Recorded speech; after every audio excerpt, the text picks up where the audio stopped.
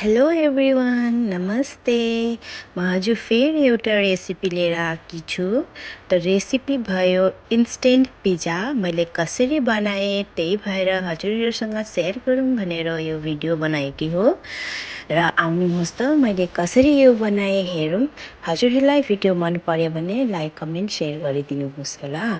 र मैले एउटा भाँडामा ठुलो चम्मचको 4 चम्मच मैदा लिएर छु। यति मैदाले हजुरहरूले स्मल साइजको पिज्जा 2टा बनाउन सक्नुहुन्छ। र मैले स्मल साइजको पिज्जा 2टा बनाएकी हो। र मेरो नानी केटाकेटीहरूले खानु मन पर्यो भन्दा मैले यो रेसिपी बनाएकी हो। र यसमा मैले हालेँ दही 4 चम्मच र हालेँ बेकिङ पाउडर र मैले यसमा हाल्दैछु चिनी 1 चम्मच र मैले फेरि यसमा हाल्दैछु नमक 1 चुटकी नमक। हजुरहरूले नमक हाल्दा पनि हुन्छ नहाल्दा पनि हुन्छ। र यसलाई मैले राम्रोसँगले हातले मजासँगले मिक्स गरिसकेपछि यो यतिको भइसकेपछि मैले यसलाई 10 to 15 मिनट रेस्टमा छोडेको थिएँ। र मैले यति डोको 2टा पिज्जा बनाउँदैछु र भेजिटेबल्समा मैले यति मात्रै भेटाएँ र मैले यतिले नै पिज्जा बनाउँदैछु।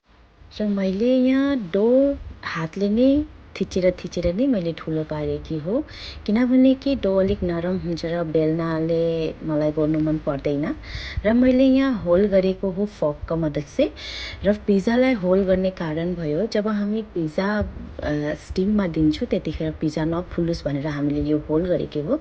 र मैले यहाँ मेयोनेज युज गर्दैछु र मेयोनेजमा मैले हालेको छु पिज्जा सस त मैले भेटिनँ र मैले टमेटो सस नै युज गरेकी छु। मेरो घरमा जे छ मैले त्यही नै गर्दैछु। मैले चिज पनि हालिसकेँ। चिज पनि मैले मोजरेला चिज युज गर्दैछु र मैले भेजिटेबल्सहरू पनि हालिसकेकी छु।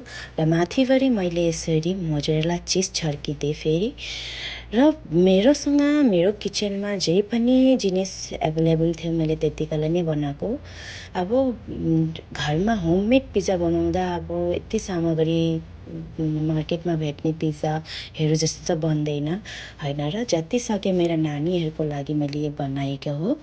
र मैले यहाँ भाँडा एउटा बसाएर त्यहाँ स्ट्यान्ड लगाइदिएँ र मैले यो प्लेट पनि हालिदिएँ। प्लेट चाहिँ हजुरहरूले पिज्जा बनाउने प्लेट भेट्नुहुन्छ, जाली टाइपको हुन्छ त्यो, त्यसले नै बनाउन सक्नुहुन्छ। नत्र तपाईँहरूसँग सिल्भरको प्लेट छ भने सिल्भर भाँडाको प्लेट पनि लगाएर बनाउन सक्नुहुन्छ।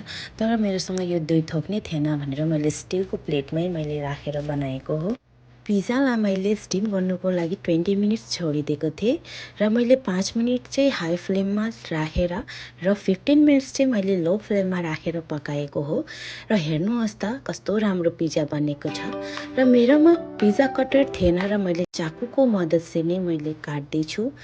र यति राम्रो पिज्जा बनेर रेडी भएको देखेर मेरो केटाकेटी नानी छोराछोरीहरू बहुत खुसी भएको छ। र पिज्जाको माथिभरि मैले चिली फ्लेक्स र अरिगेनो हालिदिएकी छु। कस्तो राम्रो देखिएको छ हेर्नुहोस् त। हामीहरू त यसरी नै पिज्जा खान्छौँ। हजुरहरूले कसरी खानुहुन्छ मलाई कमेन्ट गर्नुहोस् होला। Thank you.